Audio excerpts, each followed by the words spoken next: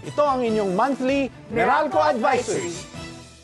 Good news! Bumaba ng halos 5 centavos per kilowatt hour ang overall electricity rates ngayong buwan.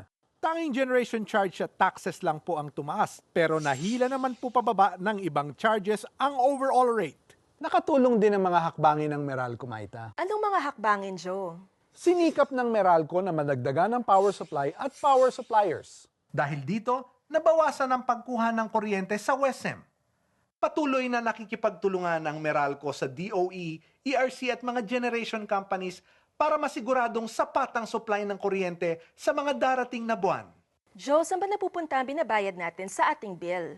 Ang generation charge ay 57% ng ating bill. Ito'y napupunta sa mga generation companies tulad ng San Miguel Corporation, Aboitiz Power, DMCI, First Gen at iba pa na maaari ding mag-supply sa WESM. May bahaging napupunta sa NGCP at taxes. Ang natitira ay napupunta sa Meralco. Mga misis, bumaba man ang overall rates, importante pa rin magtipid. Halimbawa, ngayong tag-init, madalas ang paggamit natin ng appliances tulad ng aircon na ang konsumo ay less than 5 pesos per hour.